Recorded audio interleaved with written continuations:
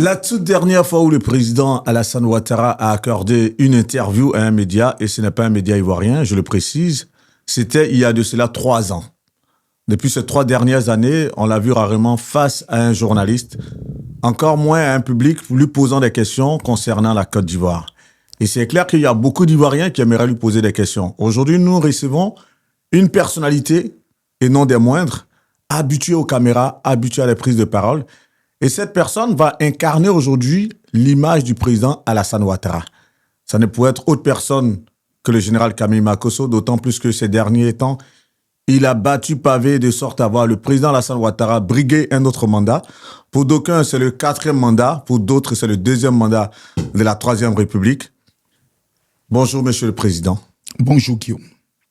Qu'est-ce que ça vous fait de vous retrouver dans la peau du président ivoirien, le président Alassane Ouattara? C'est un exercice qui me paraît très intéressant parce que aujourd'hui, il faut dire que pendant les 2 mois, je me suis plusieurs fois retrouvé dans sa peau par rapport à son bilan, par rapport au travail exceptionnel qu'il a eu à faire, et on va ici prêter. Le décor est planté, en tout cas, vous l'avez dit, c'est un exercice qui paraît certes fastidieux, mais c'est un exercice, en tout cas, dont vous allez porter la casquette avec toute l'éloquence qu'on vous connaît. Monsieur le président de la République, vous venez d'être élu président de la République de Côte d'Ivoire pour un 4e mandat, ou encore le 2e mandat de la 3e République. Qu'est-ce que cela vous fait? C'est un signe de responsabilité. C'est un renouvellement de la confiance du peuple de Côte d'Ivoire qui prouve qu'ils sont satisfaits du travail que moi et mon gouvernement nous sommes en train d'opérer, ce qui nous permettra de pouvoir achever les grands chantiers que nous avons commencés. Vous avez été élu à 89%. Et cette élection ne s'est pas faite sans opposition. D'autant plus que pendant plusieurs mois, l'opposition ivoirienne vous a rappelé, vous a demandé un dialogue politique de sorte à ce que le jeu politique soit ouvert, de sorte à ce qu'on ait une élection transparente, inclusive et qu'on ait une commission électorale remaniée.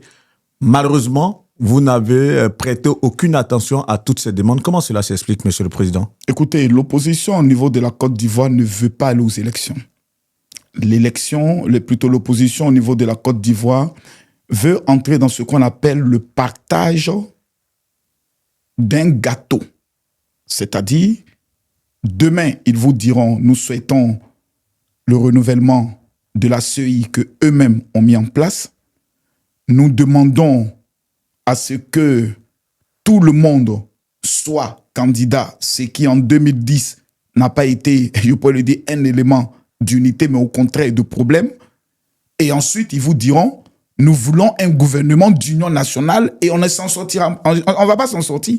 Donc, à un moment donné, lorsqu'un travail est engagé, lorsqu'il y a des lois, on y va. À partir du moment où vous avez un parti politique qui exerce, qui fonctionne, et que le parti politique n'est pas exclu d'une compétition, cela sous-entend que vous avez la liberté de présenter au sein de ce parti un homme qui représente les valeurs de ce parti face à moi. Ce qu'ils ont refusé de faire parce qu'ils savaient pertinemment qu'ils n'avaient aucune chance. Les résultats des élections étant sortis, le taux de participation et le taux que j'ai obtenu pendant cette élection indiquent que même si le taux de pourcentage était à 85%, au premier tour, je gagnais. Vu le nombre de votants, de ceux qui ont voté pour moi, les plus d'1,5 million personnes et autres, démontraient de façon très claire qu'au premier tour, je le remportais. Donc, leur présence comme leur absence n'avait aucune influence. Nous avons des gens en Côte d'Ivoire qui n'ont pas encore retenu la leçon, je pourrais le dire, de 2010. Avant d'aller dans la stratégie de l'opposition que vous avez brocardée là, lors de votre prise de parole, pour un chantre et pour, on va dire, pour un héritier d'Houphouët-Boigny, ne pas aller à un dialogue politique lorsque votre classe politique et encore certains Ivoiriens vous appellent, est-ce que cela n'est pas contradictoire tout de même? Non, cela n'est pas contradictoire dans la mesure où tous les dialogues ont pu avoir lieu. Il y a eu les dialogues de Lomé, de Pretoria, de Ouaga 1, de Ouaga 2, de Accra 1, Accra 2, autres. On a des gens en Côte d'Ivoire qui ont mis dans leur esprit, si ce n'est pas eux, personne ne doit diriger la Côte d'Ivoire. Et on ne peut pas développer un pays ainsi. À un moment donné de la vie, on avance, on ne recule plus. Il y a des gens qui veulent reculer. Nous devons avancer. Vous avez pendant cette élection des personnes qui ont appelé à brûler le pays de façon officielle. Des gens qui étaient prêts à aller faire sauter une usine de gaz. Vous voulez qu'on discute avec des terroristes? Ce sont des actes de terroristes. On ne peut pas discuter avec ces gens. Donc, désormais, ils nous présentent des candidats qui peuvent prendre le soin de représenter leur idéologie et nous demandons aux Ivoiriens de trancher. Là, vous parlez des conséquences, on va dire, de ce dialogue qui n'a pas eu lieu. Mais est-ce que si vous aviez ouvert le jeu politique, est-ce qu'on en serait arrivé là? Il y a eu plusieurs rencontres entre le gouvernement et l'opposition. Toutes ces rencontres ont été sanctionnées par des communiqués. Il y a des accords qui ont été trouvés. Mais à tout moment, ils remettent ces accords encore en jeu et ils demandent après autre chose. Lorsque nous constatons que ces personnes ne veulent pas avancer, nous sommes obligés d'avancer. Nous sommes obligés d'avancer. Qu'est-ce qu'ils demandent? Guillaume, si je vous pose une question, qu'est-ce que l'opposition demande concrètement? Vous ne pouvez pas me donner 3 revendications concrètes de cette opposition. C'est que l'opposition, outre l'opposition, ce que l'opposition demande et ce que certains Ivoiriens auraient aimé, c'est que pour une fois, depuis vos mandatures, vos différentes mandatures, parce que en 2010, lorsque vous êtes présenté, c'est parce que le président Laurent Gbagbo a usé d'un article, l'article 48, à la suite des échanges de Pretoria, vous avez été candidat. C'est vrai, vous avez dit le fait que tout le monde ait participé à cette élection n'a pas prémuni la Côte d'Ivoire d'une crise. On entend bien. En 2015, vous allez aux élections. En 2020, pareil. En 2025, là où on voit le retour du président Laurent Gbagbo, du président Tidjane Thiam, on aurait aimé que vous qui êtes ces dinosaures de la scène politique ivoirienne, vous alliez vous affronter à un jeu électoral égal. Ça aurait pu apaiser tout de même, on va dire, tout ce qu'on a pu avoir comme défiance de l'autorité de l'État quelque part. Est-ce que vous ne pensez pas que quelque part, en excluant ces leaders farouches-là quelque part, vous sortez quelque part ou bien vous montrez quelque part que vous n'êtes pas attaché à un jeu électoral démocratique véritablement? Non, dans la mesure où au niveau de la Côte d'Ivoire, ce n'est pas le président de la République qui retient les candidatures. C'est le conseil, je peux le dire, constitutionnel. Ce n'est pas moi.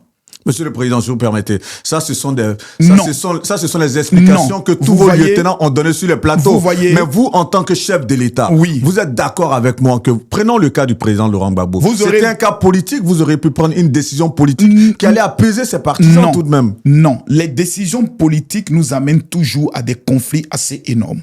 La Côte d'Ivoire n'est plus en crise. La Côte d'Ivoire n'est plus divisée en deux. La Côte d'Ivoire n'a pas une partie armée. Nous sommes dans un état normal. On ne peut plus faire des exceptions. C'est fini. Maintenant, celui qui remplit les conditions est éligible. Celui qui ne remplit pas les conditions n'est plus éligible. Cela évite toutes sortes de problèmes. Nous avons le cas au niveau de la France. On peut demander au président Emmanuel Macron s'il fait dérogation pour que Marine Le Pen soit candidate. Il ne le fera pas. Ça, c'est une procédure judiciaire. Voilà. Suite à des malversations qui n'ont absolument rien à voir. Le cas ivoirien reste un cas où on a eu un cas politique avec le président Laurent Gbagbo. On a eu un cas, certes, on va dire administratif avec le président Tidjane Thiam. Mais vous ne pensez pas que pour une partie de vos populations qui crient injustice, que vous auriez pu faire cette ouverture tout de même? Non, nous crions à la manipulation. Le président Tidjane Thiam, sur le plan administratif, sait, puisque lui-même il a confessé qu'il n'a pas pris connaissance de l'article qui l'éliminait. Donc, ce n'est pas de notre faute, c'est de sa faute. Concernant le président Laurent Gbagbo, qui est frappé par une décision de justice, je ne sais pas ce que j'aurais pu faire autre. Vous savez, le président Laurent Gbagbo lui-même a pris le soin de le dire un jour, que c'est tout ça. On dit que ce n'est pas par hasard. Donc, il faut éviter que la Côte d'Ivoire soit toujours replongée dans des crises comme nous avons en face de nous, toujours des mauvais perdants. Lorsque, tout à l'heure, vous avez parlé du président Tidjane Thiam et lors de l'une de ses interviews, il a éventé un peu l'échange que vous avez eu avec lui, disant que vous n'alliez pas vous présenter pour les élections de 2025. Et c'est ce qui lui a donné la force, lui, de vouloir se présenter. Et sur d'autres plateaux, avant cette interview que nous a accordée aujourd'hui, vous aviez dit que vous n'alliez pas vous présenter. Et lorsque le chef de l'État, que vous êtes le premier représentant des Ivoiriens, vous remettez en cause toutes ces paroles dites hors et face caméra, est-ce que cela vous honore en tant que chef d'État? Vous voyez, il y a la volonté de l'homme. Il y a les responsabilités de l'homme. Et il y a la demande de son parti. Si ça ne tenait qu'à moi, j'aurais voulu être au repos à 83 ans. Mais quand le pays, votre parti, vient vous dire si ce n'est pas toi, nous ne nous engageons pour personne. Pour tout le travail qui a été abattu, nous souhaitons t'honorer pour une dernière fois. Je pense cela comme une marque je peux le dire, une marque je peux le dire, de respect. C'est un honneur de sentir que mon peuple et mon parti est fier du travail que nous avons eu à faire. J'ai pris un temps de réflexion. J'ai parlé avec mon épouse, Fantagbe, qui m'a dit, donne ce cadeau au peuple de Côte d'Ivoire. Et je veux donner mes derniers jours à mon peuple.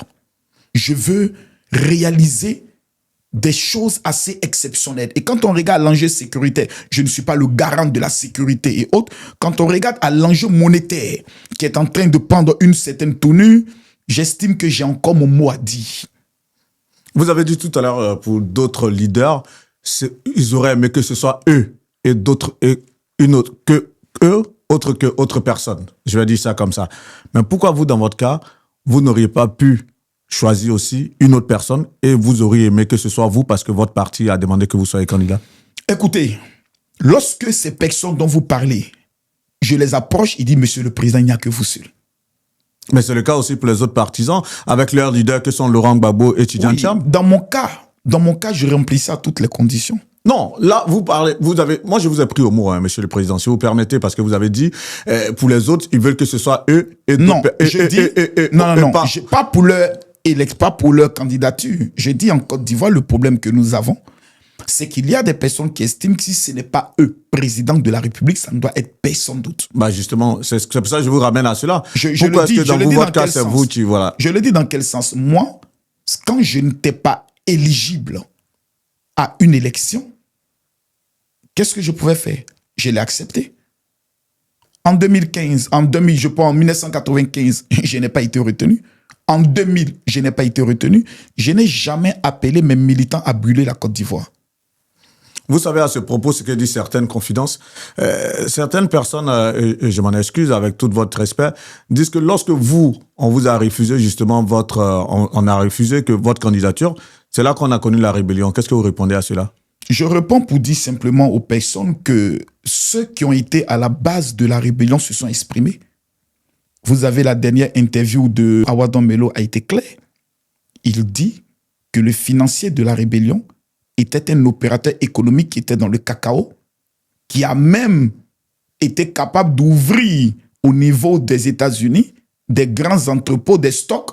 Et quand la rébellion a commencé, lui, ça lui a permis de pouvoir faire flamber automatiquement ses prix sur le marché mondial. Nous avons certains chefs de la rébellion qui ont indiqué que le financement est venu de Kadhafi. Pourquoi on veut citer mon nom? Tandis que celui-là même qui a écrit un livre en disant « Je suis le père de la rébellion » jusqu'à aujourd'hui, malgré qu'il est condamné actuellement à perpétuité, n'a jamais dit que c'est moi qui l'ai envoyé faire une rébellion. Jamais. Non, non, non.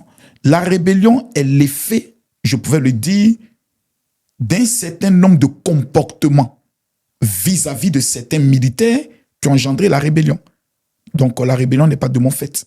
Vous êtes sans ignorer que ce que vous repreniez comme revendication en son temps, ce sont ces revendications qui ont été portées tout de même par les forces nouvelles lorsque ces forces nouvelles se sont attaquées à la Côte d'Ivoire. Vous êtes sans ignorer que ce sont ces revendications que ces forces nouvelles ont reprises pour pouvoir attaquer la Côte d'Ivoire. C'était le prétexte. Et bien entendu, d'aucuns ont envie de faire le parallèle tout de même pour dire que vous êtes quelque part aussi, vous avez été parrain de cette rébellion, non? Vous savez, le Nord et nos parents au niveau du Nord se sont plusieurs fois plaints de certaines, je pourrais le dire, de certains comportements des forces de défense et de sécurité qui souvent les traitaient comme s'ils étaient étrangers dans leur propre pays. Lorsque ma candidature a plusieurs fois été rejetée, ce sentiment d'injustice a été aussi porté par plusieurs personnes qui sont les ressortissants du Nord. Lorsqu'une rébellion arrive dans le but de pouvoir légitimer leur présence dans le nord du pays, mais ils sont obligés de le dire, de pouvoir utiliser les arguments pour convaincre les populations qui ne voulaient pas de la rébellion. Parce qu'il fallait les convaincre, il fallait trouver les arguments dans le but de les convaincre. Et si mon nom ou mon combat pouvait légitimer leur combat, ils ont estimé qu'il fallait utiliser, je pourrais le dire, ces différents arguments. Cela ne veut pas dire que c'est moi qui les ai envoyés. Moi, j'ai un parti qui était le RDR, qui est un parti qui était très structuré, qui a pratiquement gagné plusieurs élections devant même le FPI, aux municipales et aux législatives et autres. Donc, nous étions très bien implantés. Bon, nous étions prêts, nous avons les arguments par rapport à une campagne électorale. Bon, voilà. Donc, j'avais pas besoin de faire une rébellion pour être aujourd'hui à la tête de ce pays. Monsieur le Président, depuis 2011, vous êtes à la tête de la Côte d'Ivoire. En 2025, au mois de décembre, là, vous allez être investi à nouveau en tant que président de la République de Côte d'Ivoire. Quel est l'état de la Côte d'Ivoire aujourd'hui sur le plan social? Je ne parle pas sur le plan infrastructurel, encore moins économique. Pour certains, la lecture qu'on s'en fait, c'est qu'aujourd'hui, il y a une grosse fracture sociale en Côte d'Ivoire. Qu'est-ce que vous dites de cela? C'est un mensonge. Vous savez, la plupart des personnes qui parlent, qui se jouent, même les socialistes et autres, n'ont pas réalisé ce que nous avons réalisé, même sur le plan social. Aujourd'hui, lorsque vous regardez l'augmentation des salaires qui a été faite au niveau... Ça, c'est le niveau de vie. Moi, je parle de la fracture sociale. Aujourd'hui, on a l'impression qu'il y a une Côte d'Ivoire des privilégiés, ceux qui sont vos partisans, et une Côte d'Ivoire de ceux qui sont un peu mis en cause, qui ne portent pas la même voix que vous, non, qui malheureusement sont laissés pour compte. C'est impossible au niveau de la Côte d'Ivoire. Lorsque vous regardez que ce soit dans le gouvernement, que vous regardez que ce soit au niveau des directions centrales, quand vous regardez que ce soit au niveau de la magistrature, que vous regardez au niveau, je peux le dire, des directeurs de cabinet au niveau de la Côte d'Ivoire, on ne peut pas prendre le soin de le dire que ce sont seulement les partisans, je peux le dire, du président Alassane Ouattara. Aujourd'hui, la Côte d'Ivoire est un pays multidimensionnel où tous les Ivoiriens ont une chance. Sur le plan social, aujourd'hui, au niveau de la Côte d'Ivoire, que ce soit sur le prix de l'essence, que ce soit dans les logements sociaux, que ce soit dans les domaines, je pouvais le dire, des prises en charge des enfants de la rue et autres, nous avons fait sortir des chiffres qui sont imbattables. Nous avons réalisé ce qui n'a jamais été réalisé en 50 ans. Aujourd'hui, vous avez des foyers en difficulté qui reçoivent, je pouvais le dire, des mobile money dans le but de pouvoir tenir. Nous pouvons encore faire plus. Et c'est sur cela que nous sommes en train de travailler pour les 5 prochaines années et nous allons beaucoup mettre plus l'accent sur le caractère social parce que nous estimons effectivement qu'il y a encore beaucoup à faire. Mais on ne peut pas prendre le soin de le dire aujourd'hui que ce sont les partisans du président Alassane Ouattara qui bénéficient de tout en Côte d'Ivoire. Cela n'est pas possible parce que vous avez un pays qui est cosmopolite, un pays qui est divers et on ne peut pas prendre le soin de regarder un individu pour lui dire sur son fond il est marqué RHDP. Non, c'est pas possible.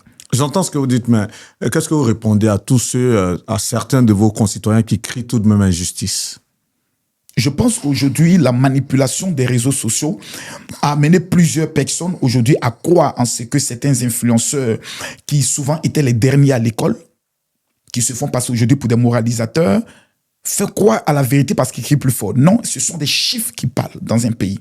Je mets au défi quiconque peut nous apporter des chiffres contradictoires à ce que nous avons publié. J'ai été le seul président de la République qui a fait sortir un document de plus de 256 pages sur mon bilan depuis 2011, chiffré dans tous les secteurs, que ce soit dans les secteurs de la fonction publique, les secteurs sur le plan social, dans le domaine de la santé. Est-ce que vous savez qu'en Côte d'Ivoire, quand je venais au pouvoir, on n'avait même pas un IRM dans les hôpitaux.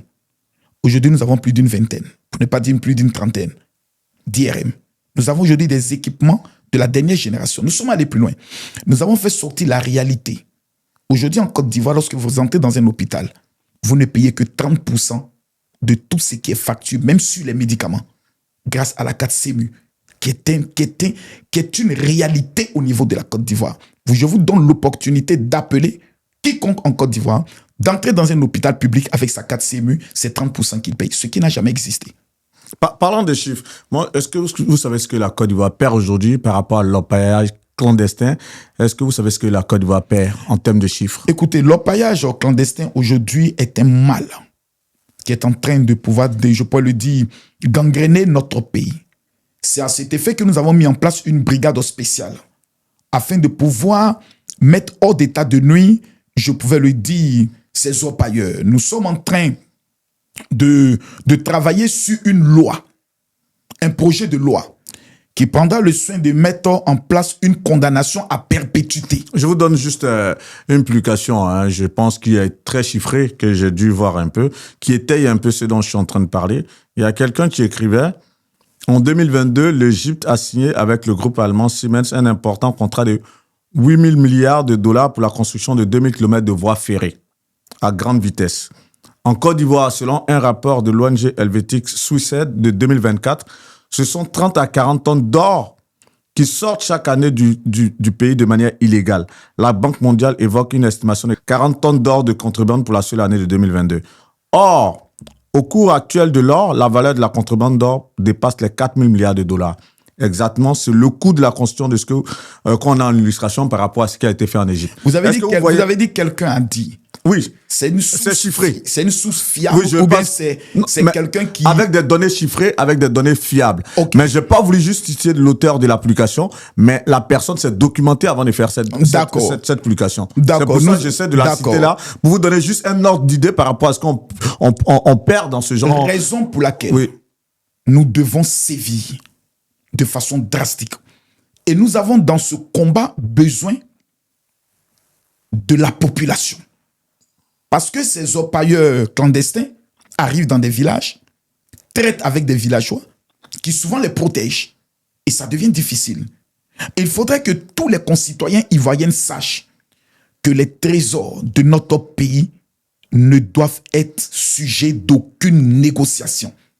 Raison pour laquelle je donne ordre à tous les ressortissants ivoiriens de dénoncer. Et pourquoi pas mettre en place une prime de dénonciation, comme le procureur l'avait fait dans le temps, par rapport aux 1 million de francs CFA qui a été présenté pour des personnes qui insultaient le président de la République, ce qui est très grave.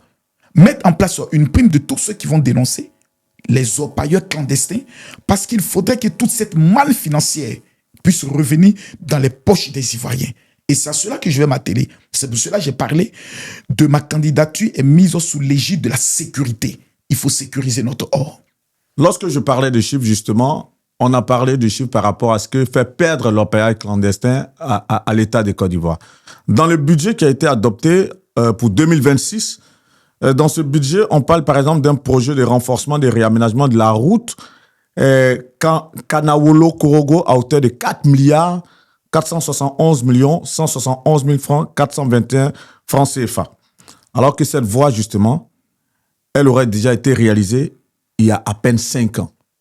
Lorsque vous voyez cela et qu'on reconduit un tel budget 5 ans après dans le budget de 2026, Monsieur le Président, qu'est-ce que vous répondez? Ce que nous pouvons prendre le soin de répondre, c'est que vous avez fait sortir des éléments et autres. Nous allons prendre le soin de demander à la commission qui prend le soin de veiller, je pourrais le dire, Le budget de l'État de Côte d'Ivoire est vérifié par les chefs de l'État tout de même avant qu'il ne soit promulgué. Vous savez, écoutez, nous allons prendre le soin. Vous avez donné des informations. Nous allons demander à la haute autorité de la bonne gouvernance de prendre le soin de vérifier si ce que vous affirmez est exact. Et si cela est exact, des corrections seront faites. Ne vous inquiétez pas pour cela. En tant qu'économiste ayant fait mes preuves au niveau du, je pourrais le dire, de la BCAO, du FMI à la tête de la Côte d'Ivoire, nous n'allons pas tolérer qu'il y ait, je pourrais le dire, des manquements. Donc pour cela, prenez le soin de me faire confiance. Je demande aux Ivoiriens de me faire confiance. Là où il y a erreur, l'erreur sera corrigée. Là où il y a faute, les sanctions seront prises. Monsieur le Président, vous remplissez pour un autre mandat. Qu'est-ce qu'on devrait attendre de vous? On devait attendre de ce nouveau mandat des 5 ans à venir plus d'écoles, plus d'infrastructures. Nous devons prendre le soin d'attendre du gouvernement que je prends le soin de diriger un accent spécial mis sur la sécurité et surtout sur la santé des Ivoiriens. Vous savez, lorsque le 1er janvier arrive, le premier vœu qu'on souhaite à quiconque, c'est bonne santé. Nous allons nous battre pour que l'Ivoirien, au niveau de la santé, puisse être heureux. Aujourd'hui, nos mamans qui partaient accoucher avant dans des conditions très difficiles, aujourd'hui nous félicitent que même le comportement des sages-femmes a radicalement changé depuis 2011. Nous allons prendre le soin de mettre plus d'accent sur la modernisation, je pourrais le dire, de notre armée encore, pour que nous puissions parer à toute éventualité. Quand nous regardons les menaces djihadistes au niveau du Burkina et au niveau du Mali, la Côte d'Ivoire aujourd'hui est le paradis qui est visé. Nous allons veiller à la sécurité des Ivoiriens. Ce que nous avons réalisé de 2011 à aujourd'hui, nous allons continuer, mais avec plus de performance. Nous allons mettre l'accent sur la jeunesse, par le programme que nous avons au niveau du ministère de la Jeunesse, des financements des micro-projets, pour permettre à chaque Ivoirien de pouvoir réaliser et interpréter son rêve pour le bonheur de la Côte d'Ivoire. Faire sortir la plupart de nos parents du secteur informel afin qu'ils puissent travailler dans un secteur formel qui pourra leur permettre demain de pouvoir avoir une retraite paisible et de contribuer, je peux le dire, au budget de la Côte d'Ivoire. Est-ce que sur le plan politique, on devrait s'attendre à des décisions fortes? Je pense que sur le plan politique, c'est une génération qui est en train de disparaître. Et une nouvelle génération prendra le relais. Dans ces 5 ans, nous allons faire la passation des charges. Rien ne vous dit que je finirai les 5 ans. Rien ne vous dit que pendant mes 5 ans, je ne passerai pas le relais. Parce que nous ne sommes pas maîtres de notre santé ou maîtres de nos vies. Mais ce que nous souhaitons, c'est que la Côte d'Ivoire soit en paix. J'ai fait une promesse aux Ivoiriens. Prendre un pays qui a connu la guerre, mais laisser une Côte d'Ivoire aux prochaines générations dans la paix. La paix est l'élément le plus important qui est attaché aux Ivoiriens. C'est la raison pour laquelle, lorsque certains opposants faisaient des appels à sortie, les Ivoiriens ont refusé de sortir, pas parce qu'ils étaient totalement d'accord avec ma politique, mais parce qu'ils se disaient, on peut tout dire, mais on ne doit pas arriver à brûler le pays.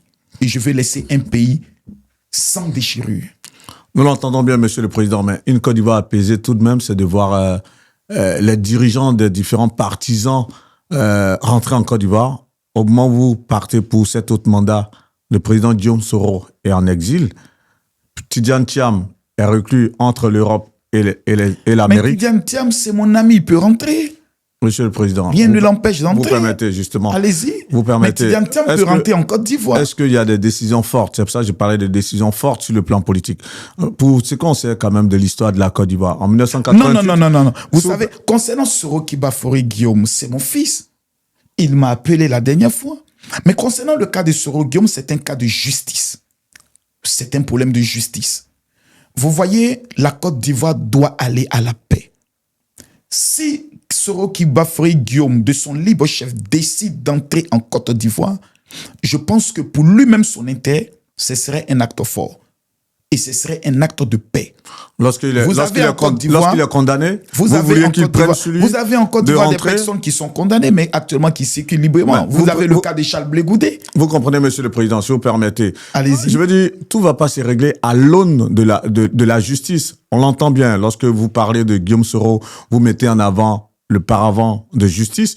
Mais pour ce qu'on sait de l'histoire politique et de l'histoire de la Côte d'Ivoire, tout de même, en 88, lorsque Laurent Gbagbo était en France, il a fallu une décision forte sur le plan politique par le président Houphouët-Boigny de sorte à ce qu'il rentre en Côte d'Ivoire et qu'il puisse candidater pour les élections présidentielles de 1990. On sait que vous, lorsqu'il y avait un mandat d'arrêt international qui planait sur vous, le président Laurent Gbagbo vous a fait entrer en Côte d'Ivoire pour qu'aujourd'hui vous puissiez participer aux jeux politiques en Côte d'Ivoire.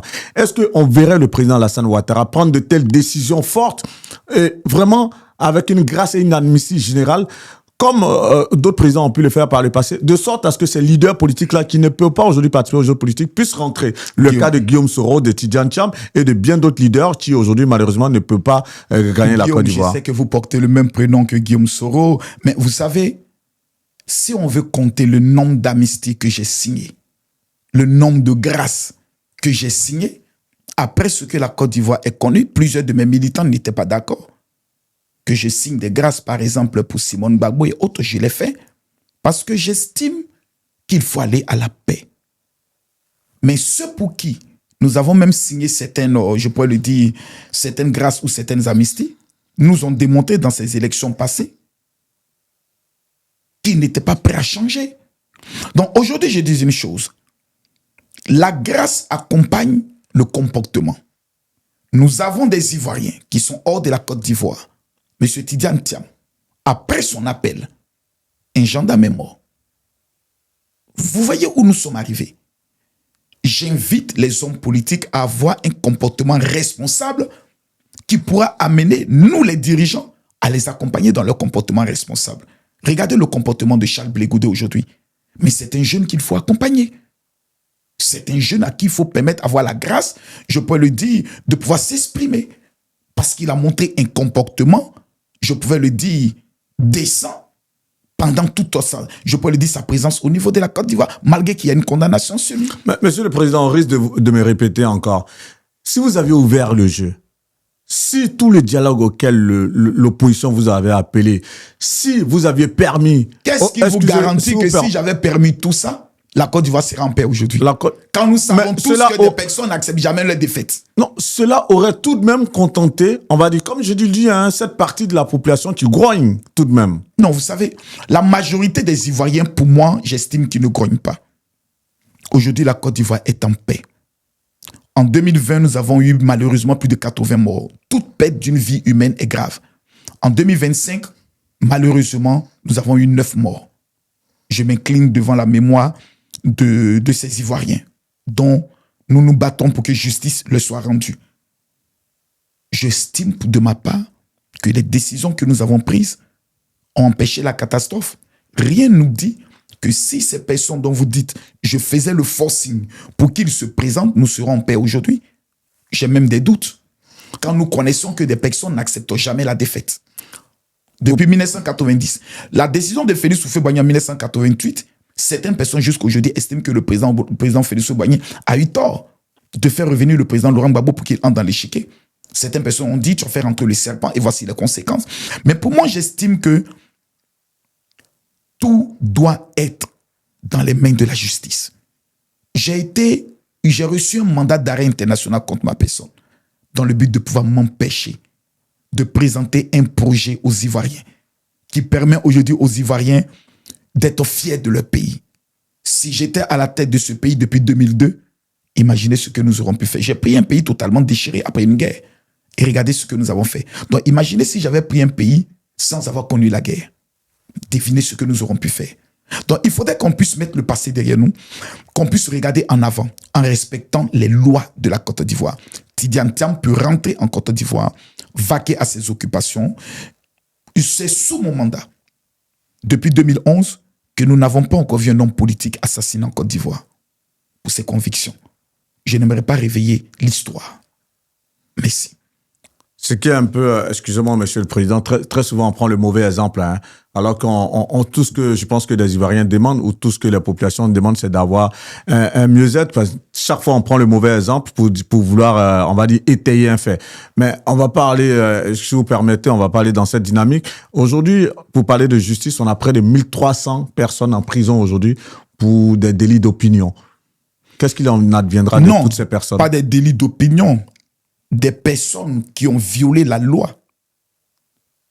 Il a été clairement dit, aucune marche, aucun sitting pour contester les décisions du Conseil constitutionnel. Nous avons des jeunes gens qui se sont laissés manipuler, qui sont sortis dans les rues, il y a eu des morts, il y a un gendarme qui est tombé.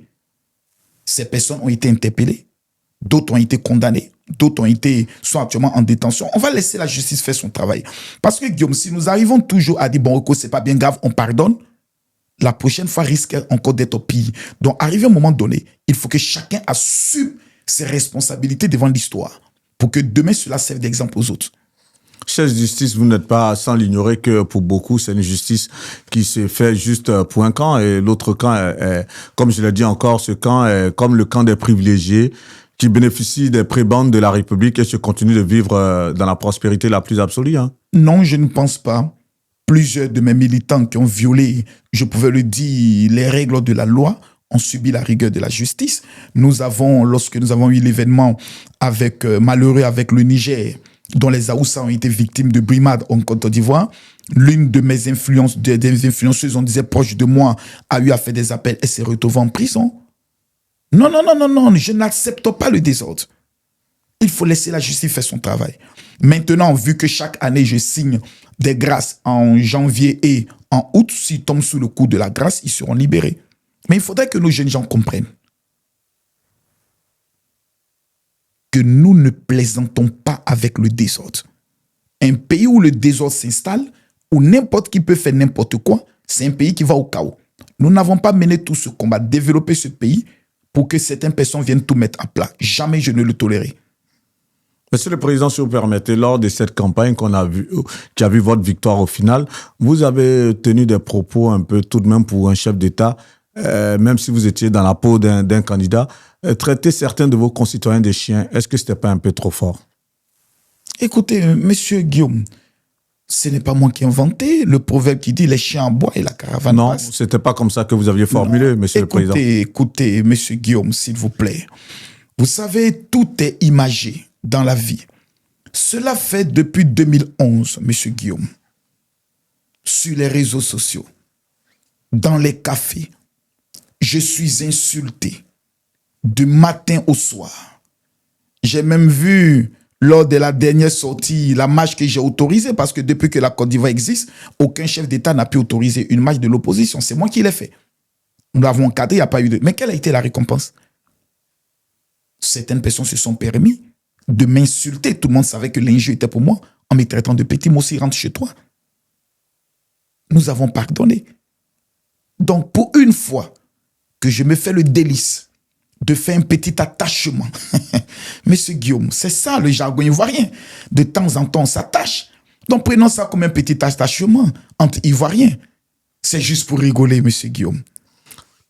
Que dites-vous à ces Ivoiriens et à certains observateurs qui, en tout cas, regardent un peu votre gouvernance de la Côte d'Ivoire depuis toutes ces années et qui se disent qu'il y a eu certains impairs et que ces personnes-là seraient très heureuses un jour de vous voir partir à la tête de la Côte d'Ivoire? Qu'est-ce que vous répondez à ces personnes? Non, je pense qu'aujourd'hui, le jour où je ne serai plus président de la République, je vous donne seulement 5 ans. On dira de moi ce qu'on a dit du président Félix Houphouët-Boigny. Nous regrettons l'absence du président Alassane Ouattara. Ça, je vous le garantis. Ceux qui sont pressés de voir le président Alassane Ouattara ne plus être président sont des personnes qui rêvent venir encore au pouvoir et rentrer dans ce qu'on appelle la gabegie financière. Des maîtresses à gauche, à droite. Non, ce temps, il est fini. Je vous donne 5 ans. Après mon départ, tout le monde se mettra à prier pour dire « Nous voulons un homme comme Alassane Ouattara qui a remis le pays dans le plus grand respect. » Aujourd'hui, il n'y a aucun pays dans le monde qui peut manquer de respect à la Côte d'Ivoire. Nous sommes pris en exemple partout. Nous sommes respectés. Prenons l'exemple seulement de l'organisation de la Coupe d'Afrique. 0 incident. Le monde entier a respecté la Côte d'Ivoire. Il faut que les Ivoiriens soient fiers de leur pays. Nous avons fait un travail, nous prions Dieu que la génération qui vienne puisse faire mieux que nous. C'est tout le souci que nous avons actuellement. Est-ce que la génération qui viendra pourra avoir une rigueur comme nous sommes rigoureux sur le plan de la gestion de ce pays, sur le plan de la sécurité? Nous prions. Et j'espère que mon dauphin qui prendra ma place aura... Nous sommes en train de travailler bientôt. Nous allons vous révéler son identité pour les prochaines élections. Monsieur le Président, est-ce que vous avez suivi les procès intentés aux proches du président Ali Bongo au Gabon? Est-ce que vous avez suivi ce procès? Oui. Vous savez, Ali, c'était un ami. Nous avons vu un peu ce qui s'est passé. Si vous permettez, j'en parle parce qu'on a vu des proches qui ont détourné, qui ont pillé de l'argent public, qui pour certains avec 5 000 milliards, 10 000 milliards, alors que tout cet argent appartenait à l'État gabonais. Est-ce que vous ne craignez pas qu'un jour, puisqu'on parle de votre retraite politique, on parle du fait que vous ne soyez plus aujourd'hui à la tête de l'État de Côte d'Ivoire, est-ce que vous craignez pas qu'un jour, à la fin de vos différents mandats, que vos proches se retrouvent devant des juridictions parce qu'on aura assisté à une certaine gabegie, à une certaine corruption, à un certain pillage des fonds publics? Non, vous savez, en Côte d'Ivoire, aujourd'hui, rien n'est caché. En Côte d'Ivoire, rien n'est caché. Au niveau de ma gestion, vous savez bien, même si je vous pose la question, quel est le nom de ma fille, vous ne pourrez même pas le trouver, tellement que ma famille est pratiquement invisible, je pourrais le dire, dans les sphères politiques, je pourrais le dire même des rues même ivoiriennes. Non. Je suis quelqu'un qui est déjà... Monsieur le Président, vous ne pouvez pas dire ça. Je suis quelqu'un qui a déjà réussi ma vie avant d'être président. Donc, aujourd'hui, j'aimerais que tous les Ivoiriens puissent savoir que les gestions, les fonds qui appartiennent aux Ivoiriens sont aux Ivoiriens. Il peut exister qu'un membre de ma famille décide de pouvoir s'engager en affaires. S'il y réussit, c'est bien. C'est à lui et autres de rendre compte. Mais sous mon mandat, quiconque serait pris la main dans le sac répondrait devant la justice. Vous avez dit tout à l'heure, vos proches ne peuvent pas se retrouver dans de telles choses, mais je vous donne quelques exemples tout de même. Lorsqu'on sait que votre nièce est votre directrice de la communication à la présidence, on sait que votre beau-fils Loïc dirige la filière Café Cacao. On sait que toutes les grosses agences immobilières sont dirigées par votre épouse, Monsieur le Président de la République, que vos proches sont dans toutes les sphères, dans toutes les activités économico-sociales en Côte d'Ivoire. Monsieur le Président, Guillaume, je vous ai donné quelques exemples. Pouvez-vous me donner le nom des sociétés immobilières? Guillaume, Les opérations immobilières, Guillaume, moi je vous... Guillaume, Monsieur le vous plaît, Président. ne tombez pas dans la gabégie des réseaux sociaux où les gens donnent des informations. Non, ce sont des faits qui sont attestés, Non, Monsieur le Président. Ce sont les rumeurs des réseaux sociaux. C'est pour ça que je vous ai dit... S'il vous plaît, concernant ma nièce, elle est compétente, je lui fais confiance, je l'ai mise auprès de moi. Si mon beau-fils décide de s'engager dans le domaine du café cacao, si cela lui réussit... Et qu'il est aussi dans les médias, tout ça. Oui, tant mieux. Mais on ne dira pas que ce sont les fonds de la Côte d'Ivoire qui détournent à ses profits. Ça, c'est du business. Ça n'a rien à voir. Cela crée des privilèges, tout le monde, non, Monsieur le Président. Là, c'est du business. Ne confondez pas les affaires. J'ai la chance d'avoir une femme très compétente, Fantagbe, que je salue au passage, très intelligente, qui est dans l'immobilier depuis très longtemps, qui n'a pas commencé à porter son amour au peuple de Côte d'Ivoire depuis que je suis président, avant que je ne sois président. C'est son activité, c'est son talent. Si elle décide de pouvoir avancer en cela, j'aimerais qu'on prenne exemple sur elle, puisqu'elle n'est pas dedans depuis que je suis président. Donc, il faudrait que les choses soient claires. Lorsque je ne serai plus au pouvoir, si des enquêtes révèlent que l'un de mes proches est impliqué dans une faute quelconque, il doit tomber sous les rigueurs de la loi. Mais je peux vous garantir que sous ma mandature, jamais nous n'allons tolérer un détournement. On termine par votre famille politique, le RHDP. De plus en plus de voix se lèvent pour dire qu'il y a rififi et qu'il y a fait en la demeure. Est-ce que vous pouvez nous rassurer le temps de cette interview-là que tout ce qu'on lit dans les médias, récemment, en tout cas, l'actualité nous laisse échapper qu'il y a eu des altercations entre la présidente du Sénat, Kandia Camara, et le président de l'Assemblée nationale, juste parce que il fallait s'entendre sur un espace où on devrait célébrer votre victoire. Est-ce que tous ces rififis-là, est-ce que vous pouvez nous rassurer que tout va bien dans votre camp? Vous savez, ou il y aurait implosion en la demeure? Non, vous savez, Big Togo veut que Yopougon se mobilise pour fêter ma victoire. Abobo qui estime que si je suis président aujourd'hui, c'est grâce à leur combat. Donc tout ça, c'est de bonne guerre. C'est la preuve de l'amour que chacun d'entre eux a pour le président de la République. Au niveau du RHDP, soyez confiants. Nous sommes en train de travailler sur toutes les éventualités. Le au cas où, parce que je ne suis pas éternel, Dieu peut me rappeler à tout moment et autre, nous allons laisser un parti fort, avec des valeurs, pour diriger la Côte d'Ivoire, au moins sur 30 ans, avec des hommes de valeur. Lors des législatives, des dépôts de candidature, certains ont été frustrés parce qu'ils avaient voulu être retenus. C'est tout à fait normal. Mais j'aimerais dire une chose.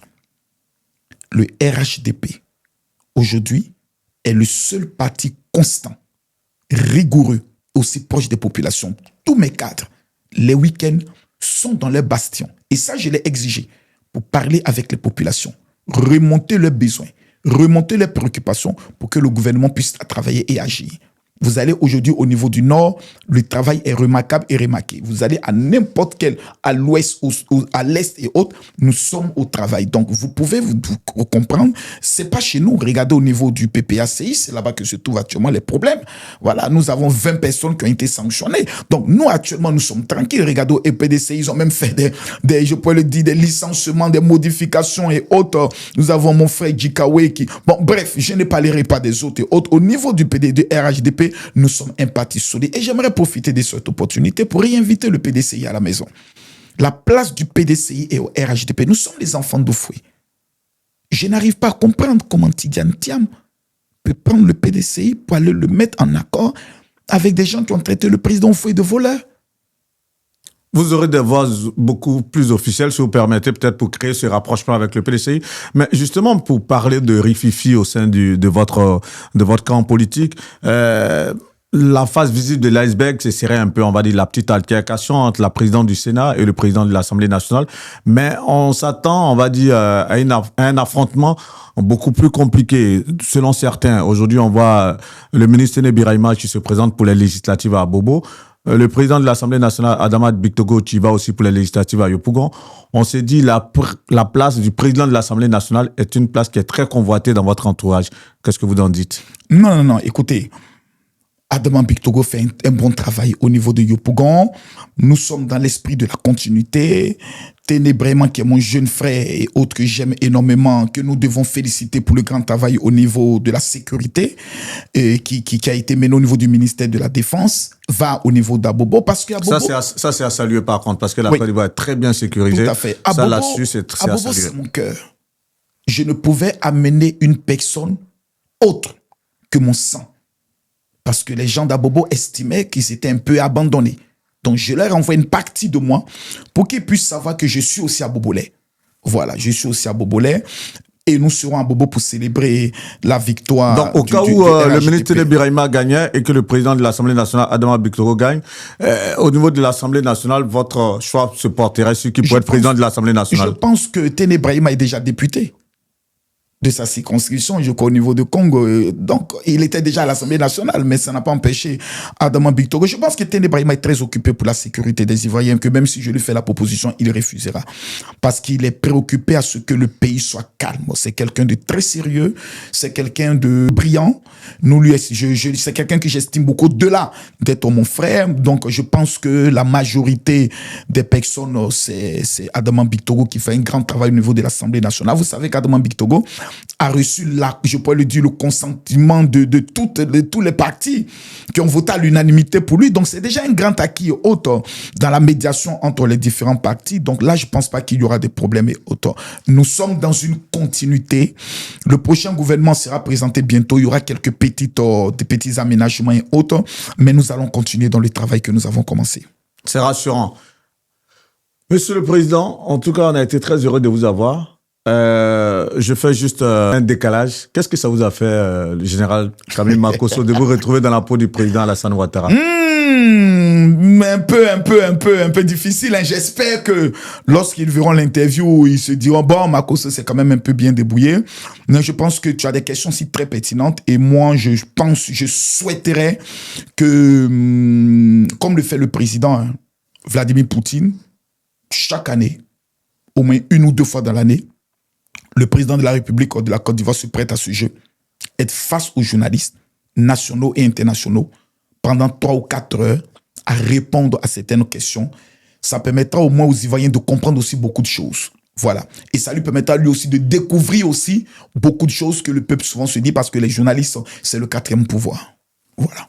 Vous, à titre personnel, on vous a vu en tout cas battre campagne pour le président Alassane Ouattara. Beaucoup de personnes ont été très offusquées. Hein. Ça, c'est un peu quelques retours. Limite, il y a certaines personnes qui disaient, mais à mort, Camille Makosso, il y a beaucoup que vous avez énervé dans cette posture. Ouais. Qu'est-ce que ça vous a fait, cette montée de haine, parce que vous aviez voulu porter une cause? Qu'est-ce que ça vous a fait? Non, ça m'a fait plaisir parce qu'il ne fallait pas les montrer mon papa. Je suis quelqu'un qu'on ne doit pas provoquer. J'ai voulu leur montrer jusqu'à où je suis prêt à aller quand je monte dans un combat. Qu'est-ce que j'ai loué? Frère, moi-même, je me regarde les vidéos et je dis, mais Makosso, même pour Jésus, tu ne l'as pas encore fait. J'ai loué caravane. À jamais. Attrapé le truc. Je suis tombé malade après tout ça. J'ai fait un palu. Parce qu'ils m'ont énervé. Vous ne pouvez pas, à l'orée d'une élection présidentielle, aller filmer mon père pour me neutraliser.